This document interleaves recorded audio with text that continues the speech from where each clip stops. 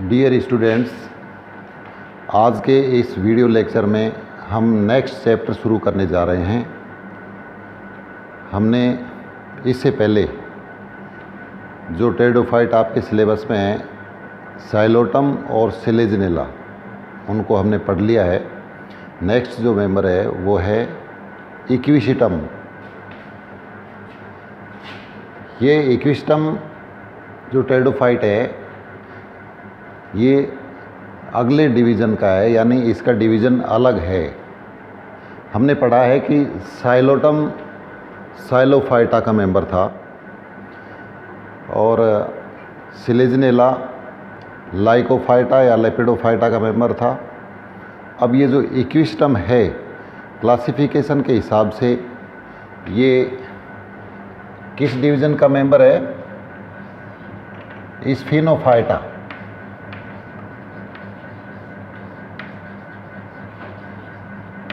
स्फिनोफाइटा division का सदस्य है। और क्लास अगर इसकी देखें तो क्लास इसकी हो गई स्फिनोप्सिडा। तो इसके दो नाम मैंने आपको बताए थे, स्फिनोफाइटा भी कह सकते हैं इस डिवीज़न को, या कैलेमोफाइटा भी कह सकते हैं। तो उसी प्रकार से अगर स्फिनोफाइटा वर्ड यूज़ कर रहे हैं तो क्लास स्फिनोप्सिडा हो जाएगी। अगर कैलेमोफाइटा वर्ड यूज़ कर रहे हैं यहाँ पर तो कैलेमोप्सिडा क्लास हो जाएगी। इसका जो ऑर्डर है वो है इक्विसिटेल्स।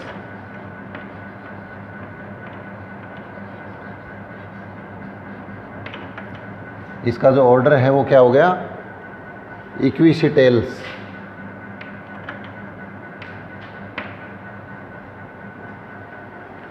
फैमिली इक्विसिटेसी।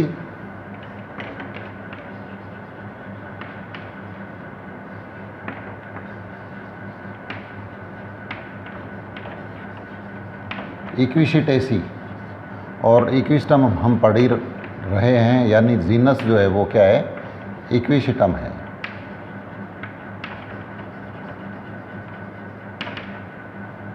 इक्विसिटम दो ग्रीक वर्ड से मिलकर के बना है। इक्विसिटम जो वर्ड है इसमें दो ग्रीक वर्ड हैं। एक तो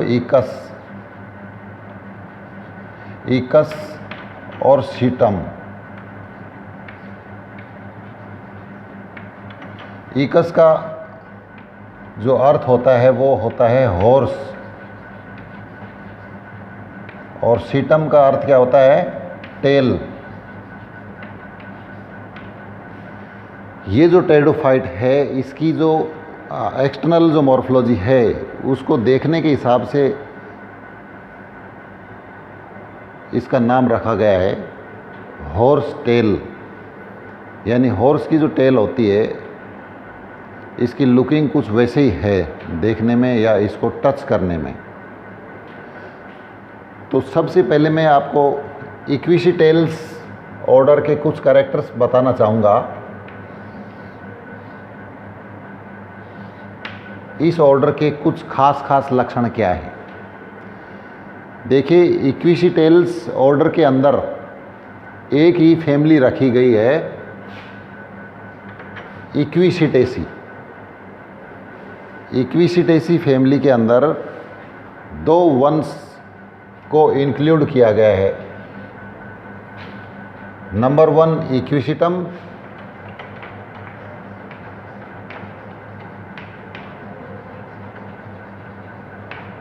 और सेकंड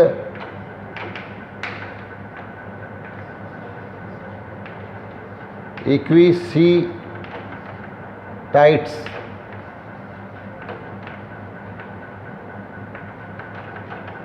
दो मेंबर हैं इसके अंदर, इक्विसिटेसी फैमिली के अंदर, इक्विसिटम और इक्विसिटाइट्स।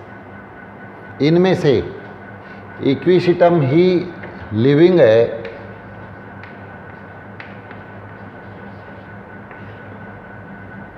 इस फैमिली के अंदर जो दो मेंबर हैं इनमें से इक्विसिटम लिविंग है और टाइट्स जो है ये अब जीवित नहीं है, इसके फॉसिल्स रूप पाए जाते हैं। किस रूप में मिलता है ये? फॉसिल्स रूप में मिलता है।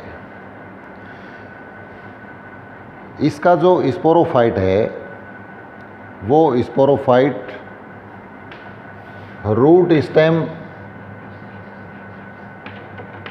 और लीव्स इन 3 भागों में डिवाइड रहता है, जड़, तना और पत्तियां। जड़ों के स्थान पर यहाँ पर अपस्थानिक जड़ें मिलती हैं और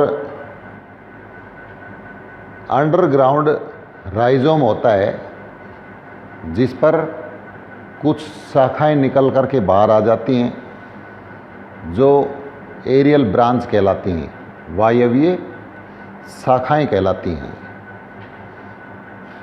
इक्विस्टम की खासियत है कि इसके अंदर जो रिप्रोडक्शन है वो रिप्रोडक्शन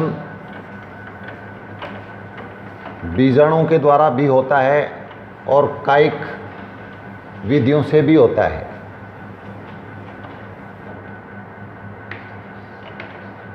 यानी इस ऑर्डर के जो लक्षण है तो उसके अंदर जो रिप्रोडक्शन है वो जैसे बाई स्पोर्स होगा बीजाणु के द्वारा। बीजाणु कहाँ पर बनते हैं? बीजाणु दानियों के अंदर। बीजाणु दानियाँ कौन में होंगी? बीजाणु दानियाँ कहाँ पर होंगी? शंकुओं के अंदर। और इन शंकुओं का निर्माण स्पोरेंजियोफोर्स से होता है।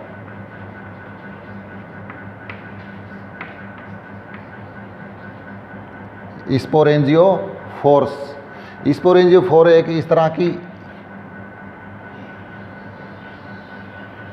एक पेल्टेट छत्राकार संरचना होती है और उसके मार्जिन्स के ऊपर स्पोरेंजिया लगी होती हैं। ये स्पोरेंजियोफोर जो कोन का एक्सिस है उसके कोन के एक्सिस पर कॉम्पैक्टली पैक्ड होते हैं। यानी ये जो आपको नज़र आते हैं इसके अंदर ये क्या हैं? स्पोरेंजियोफोर्स। इन स्पोरेंजियोफोर्स के जो मार्जिन्स हैं नीचे की ओर, जो छत्राकार जो डिस्क है इसकी, इसमें नीचे की ओर बीजाणु दानियाँ लगी होती हैं। दोनों ही स्पीसीज होमोस्पोरस हैं।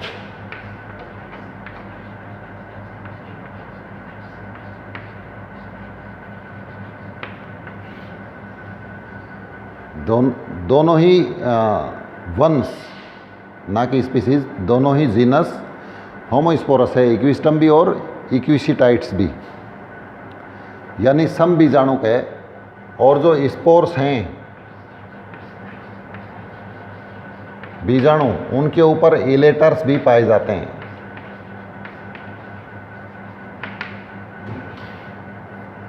बीजाणु पर क्या पाए जाते हैं? इलेटर्स। और ये इलेटर्स वास्तव में एक्साइन का, जो बीजाणु की जो एक्साइन है, उस एक्साइन का एक मॉडिफाइड रूप है जो स्पोर को फटने के अंदर मदद करता है। तो इनके अंदर जो गैमेटोफाइट का जो विकास है, इक्विस्टेल्स ऑर्डर के जो ये 2 मेंबर हैं, इनके अंदर युग्मकोद्भिद का निर्माण किन से होगा? स्पोर्स के द्वारा, बीजाणु के द्वारा। और वो युग्मकोद्भिद एक्सोस्पोरिक होगा।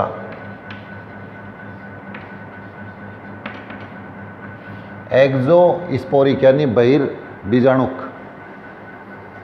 स्पोर वाल के बाहर टिश्यू निकल करके आएगा और वो गैमेटोफाइट को बनाएगा। तो एक्सोस्पोरिक होगा।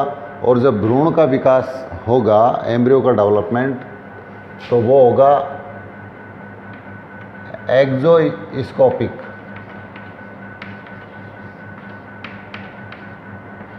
यानी आर्किगोनियम के अंदर 2 भाग होते हैं, एक फूला हुआ जिसे वेंटर कहते हैं, और एक नेक। तो एपिबेसल सेल अगर नेक की साइड में बनती है और अधिकांश भ्रूण का विकास उस एपिबेसल सेल से जो नेक की साइड में होता है, तो इस तरह का भ्रूण का विकास क्या कहलाता है? एक्सोस्कोपिक। और अगर अंदर की ओर होता है तो वो क्या कहलाता है? एंडोस्कोपिक। ये जो वंश है इक्विस्टम, इक्विस्टम के अंदर लगभग 30 जातियां पाई जाती हैं।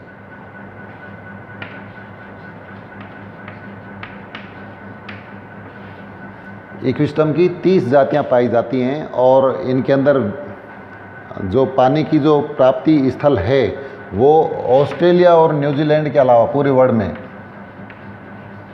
ऑस्ट्रेलिया और न्यूजीलैंड के अलावा पूरे वर्ल्ड में पाई जाती हैं।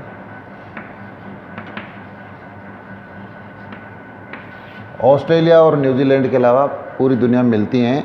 और जो पृथ्वी के जो दो हिस्से अपन मान करके चलते हैं, उत्तरी गोलार्ध और दक्षिणी गोलार्ध, तो दक्षिणी गोलार्ध की बजाय यानी साउथ पोल की बजाय ये नॉर्थ पोल के ऊपर अधिक मात्रा के अंदर पाई जाती हैं।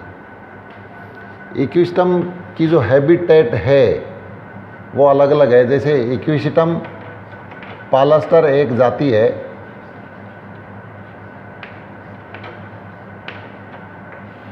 ये मार्सी हैबिटेट में मिलती है। मार्सी हैबिटेट यानी दलदली अवस्था के अंदर, ज़मीन कीचड़ युक्त होती है, उसमें मिलती है। इसके अलावा इक्विस्टम प्रेटेंस,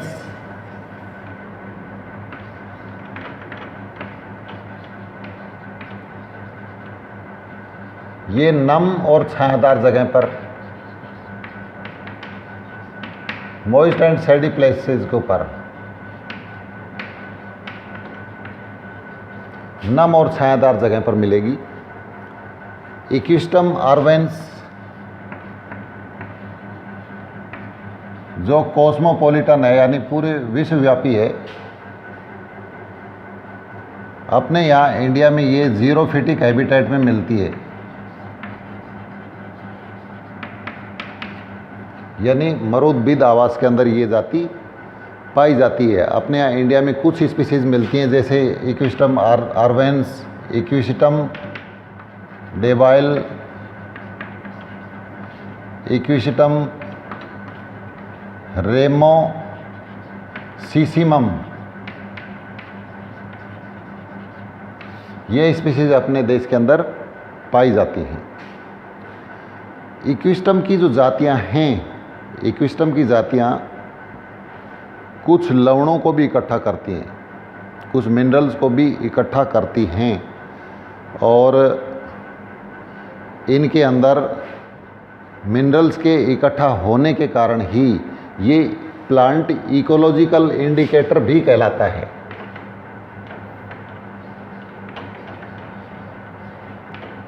इकोलॉजिकल इंडिकेटर पारिस्थितिकीय सूचक, यानी इकोलॉजी को इंडिकेट करता है कि यहाँ कुछ मिनरल्स हो सकते हैं। इक्विस्टम जहाँ पर है इसका मतलब वहाँ पर कुछ ना कुछ मिनरल्स हो सकते हैं ज़मीन के अंदर, इसलिए यहाँ पर ये मिल रहा है। और बेनेडिक्ट एक साइंटिस्ट हुए हैं, बेनेडिक्ट,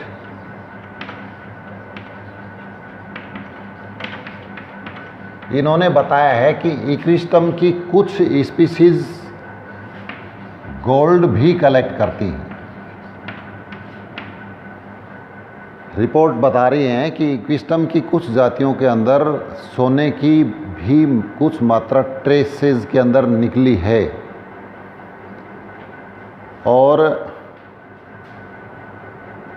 ये जो इक्विस्टम है ग्रामीण क्षेत्रों के अंदर जो लोग रहते हैं, आप जानते हैं कि बर्तन वगैरह को साफ़ करते हैं।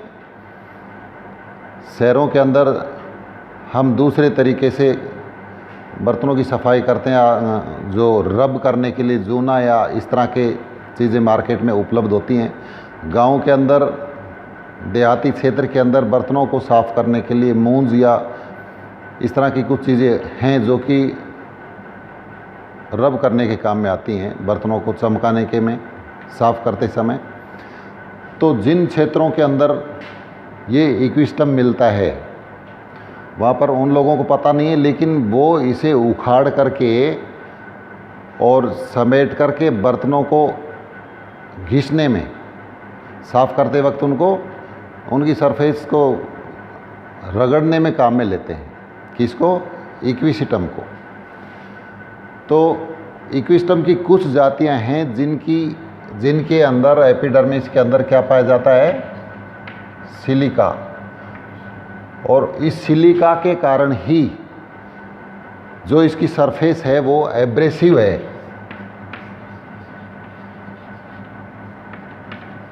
अपघर्षक है, मतलब कि इस सॉफ्ट ना हो करके, चिकनी ना हो करके कैसी है? खुरदरी है, कोर्स है। तो इसे मतलब कि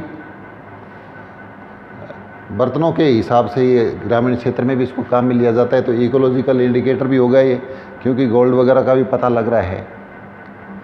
तो ये मैंने आपको इसकी बेसिक जानकारी बताई है। इसकी सरफेस एब्रेसिव है क्योंकि इसके ऊपर जो इंटरनोड्स वगैरह जो पाए जाते हैं उसके ऊपर रिजेज और ग्रूज मिलते हैं।